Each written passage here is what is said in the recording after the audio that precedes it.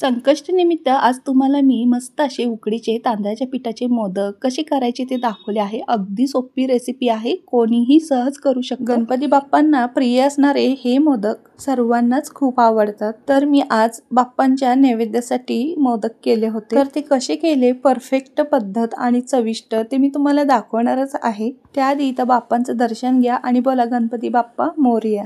बाप्पांचे आगमन आणि सगळीकडे अगदी प्रसन्न वातावरण, सगळीकडे ढोल ताशांचे आवाज आणि घराघरात गणपती बाप्पांसाठी नैवेद्याची तयारी। कोणी खीर करतं तर कोणी मोदक, सगळीकडे आनंदच आनंद।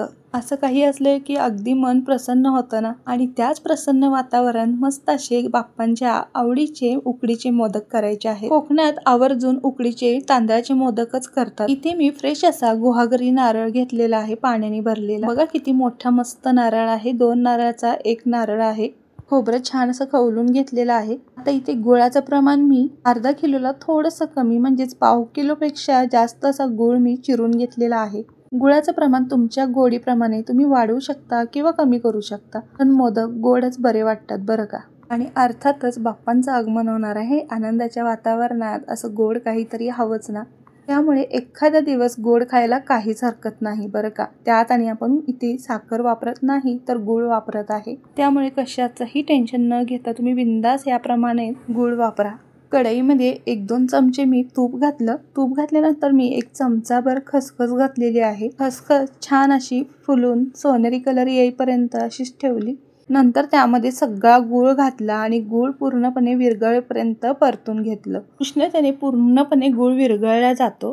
जसा हा विरघळला जातो तसाच तो घट्टही होतो, त्यामुळे काहीच घाबरायची गरज नाही। त्याप्रमाणे तुम्हीही कधीतरी करून बघा, अगदी सोपी पद्धत आहे सारण करण्याची। पूर्ण गूळ विरघळल्यानंतर त्यामध्ये मी हे सगळं खोबरं टाकलं। आता खोबरं टाकल्यानंतर 1 मिनिटभर छान असं परतून घ्यायचं। अशी पद्धत वापरून एकदा तुम्ही सारण करून बघा, अगदी झटपट होतं आणि परफेक्ट सारण तयार होतं। आणि गूळ कसा सुरीने आपण चिरून घेतलेला, त्यामुळे हा विरघळण्यासही लवकर मदत होतो आणि खोबरं आणि गूळ एकजीव होतो, मस्त चव होते याची। 1 मिनिटभर असं परतून घेतला आणि असा गूळ विरघळून घेतला, खोबरं टाकलं की 1 मिनिट परतलं की झालं। जास्त वेळही लागत नाही आणि पटकन मिक्स होतं, गुळाचे खडेही राहत नाही आणि परफेक्ट असं सारण तयार होतं बरं का। कधी कधी सारण चुकीच्या पद्धतीने झाल्यामुळे मोदक फुटतात आणि सारण पूर्णपणे असं बाहेर येतं बघा, म्हणजेच गुळाचं अगदी पाणी पाणी होतं आणि ते पाणी बाहेर येतं मोदकाच्या बाहेर। त्यामुळे छान असं झटपट आणि परफेक्ट सारण करण्याची ही एक नवीन पद्धत तुम्हाला दाखवली आहे। आता ना आपल्याला यामध्ये चिमूटभर मीठ घालायचं आहे, म्हणजे अगदी पाव चमचा। कोणत्याही गोड पदार्थात अगदी चिमूटभर जरी मीठ घातलं तर त्या पदार्थाची चव दुप्पट होते। मीठ घातल्यानंतर 1 मिनिटभर सगळं मिक्स करून घेतलं बघा, परफेक्ट आपलं असं सारण तयार झालेलं आहे।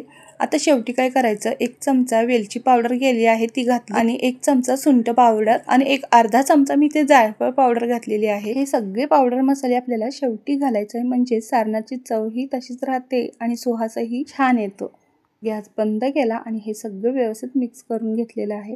सारण आपलं तयार आहे। आता उकडीच्या मोदकासाठी आपल्याला उकड काढायची आहे। त्यासाठी इथे मी कढईमध्ये 1 ग्लास पाणी ओतलेलं आहे, थोडंसं मीठ घातलं आणि 2 चमचे मी इथं तूप घातलेलं आहे। तुम्ही इथे थोडं पाणी आणि थोडं दूधही वापरू शकता, मी फक्त पाण्याचाच वापर केला आहे। तर इथे 1 ग्लास म्हणजेच याच वाटीच्या मापाने तो 1 ग्लास पाणी आहे आणि त्याच मोठ्या वाटीने मी इथं 1 वाटी तांदळाचं पीठ घातलेलं आहे। हे मोदकासाठीच मी बासमती तांदळाचं पीठ दळून आणलं होतं गिरणीतून। तुम्ही मोदकासाठी बासमती तांदूळ किंवा आंबेमोहर तांदळाचाच वापर करा, मस्त असे सुवासिक मोदक तयार होतात। बासमती तांदळाला मस्त एक फ्लेवर असतो आणि सुगंधही खूप छान असतो, त्यामुळे बासमती तांदळाचा जास्त वापर करा। किंवा तुम्ही मिक्समध्येही वापरू शकता, बासमती तांदूळ किंवा इंद्रायणी तांदूळ आणि आंबेमोहर तांदूळ असे मिक्समध्येही वापरू शकता। इथे बघा पाण्याला उकळी आल्यानंतरच आपल्याला हे 1 वाटी तांदळाचं पीठ यामध्ये टाकायचं आहे आणि तांदळाचं पीठ एकदा पाण्यामध्ये पडलं की व्यवस्थित गरगटून घ्यायचं, म्हणजे व्यवस्थित फिरवून घ्यायचं, त्याच्या गुठळ्या गाठी सगळ्या काढायच्या, व्यवस्थित पूर्णपणे एकजीव करायचं।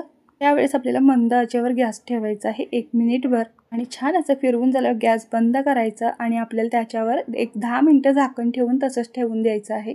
उकळलेल्या पाण्यात टाकलेलं पीठ मस्त 10 मिनिटात असं वाफळून निघतं आणि उकड आपली परफेक्ट होते। त्यामुळे उकड आपली व्यवस्थित झाली की आपले मोदकही छान वळता येतात। दिसायला रेखीव, परफेक्ट आणि मोदकाच्याच आकाराचे व्यवस्थित आणि चविष्ट असे मोदक झाले की ते मोदक अगदी सुंदर बरं का. त्यासाठी त्याच्या कळ्या असतात त्या अशाच पाहिजे, तशाच पाहिजे किंवा 21च पाहिजे असं काही नसतं. त्यामुळे काहीच घाबरायची गरज नाही. तुम्हाला मी दाखवलंय ना त्याप्रमाणे व्यवस्थित करा आणि तुम्हाला जमतील त्याप्रमाणे करा आणि प्रयत्न करा. मोदक उत्तमच होतील. तुम्ही तुमच्या आवडीने मनाने व्यवस्थित केलात तर ते बाप्पांनाही प्रिय असतील. त्याचबरोबर ते व्यवस्थित आणि चविष्ट झाले तर घरच्यांनाही खूप प्रिय असतील. त्यासाठी ह्याच्या कळ्या अशाच पाहिजे किंवा साच्याचा वापर करा असं काहीच नाही. तुम्ही हाताने जेवढं तुम्हाला जमेल तेवढा प्रयत्न करा, व्यवस्थितच जमेल. आता मीच बघा ना एवढं गडबडीत आणि एकदम सिंपल अशी पद्धत वापरून हे मोदक केले आहेत, तरीही ते किती चविष्ट झाले आहेत. असं नाही की त्याला 21च कळ्या पाहिजेत वगैरे असं काहीच नाहीये. त्याच्या 7 किंवा 11 कळ्या असल्या तरी बस आहे. किंवा तुम्हाला अगदीच जमत नसेल तर तुम्ही साच्याचा वापरही करू शकता. 10 मिनिटे झाल्यानंतर उकड मी एका ताटामध्ये काढली. ही उकड छान अशी आता मळून घ्यायची आहे. काढल्या लगेचच यामध्ये हात घालायला जाऊ नका. थोडंसं गरम असेल ते. हलकंसं थंड झाल्यानंतर हे छान असं मी मळून घेतलेलं आहे आणि याचा लिंबा एवढा गोळा घेऊन मी मस्त अशी पारी करून घेतली आहे. जास्त पातळही नाही आणि जास्त जाडही नाही. या पारीला असा वाटीसारखा मस्त आकार द्यायचा.